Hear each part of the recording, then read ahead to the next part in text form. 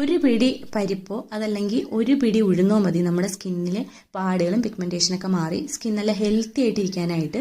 അപ്പോൾ നമുക്ക് ചുവന്ന പരിപ്പുണ്ടെങ്കിൽ അതെടുക്കാം, അതല്ലെന്നുണ്ടെങ്കിൽ ഉഴുന്നെടുക്കാം. നന്നായിട്ട് കഴുകി വൃത്തിയാക്കി ഓവർനൈറ്റ് റോസ് വാട്ടറിൽ സോക്ക് ചെയ്തെടുക്കാം.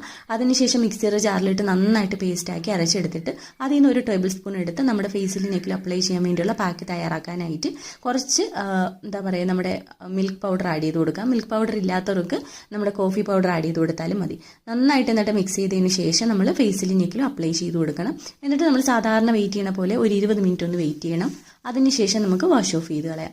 വാഷ് ഓഫ് ചെയ്യുമ്പോൾ നിങ്ങൾക്ക് തന്നെ അറിയാനായിട്ട് പറ്റും സ്കിന്ന് നല്ല ഇൻസ്റ്റൻ്റ് ആയിട്ട് ഗ്ലോയിങ് ആവുന്നതും അതുപോലെ തന്നെ നമുക്ക് സെൻഡാൻ ഉണ്ടല്ലോ അത് നന്നായിട്ട് റിമൂവ് ആയി പോകുന്നതും അറിയാൻ പറ്റും. ലോങ് ടൈം യൂസ് നമ്മുടെ സ്കിൻ ടോണൊക്കെ ഇമ്പ്രൂവ് ചെയ്ത് സ്കിൻ നല്ല ഹെൽത്തി ആയിട്ടും നല്ലൊരു ക്ലിയർ സ്കിൻ കിട്ടാനൊക്കെ ഒരുപാട് ഹെൽപ്പ് ചെയ്യും.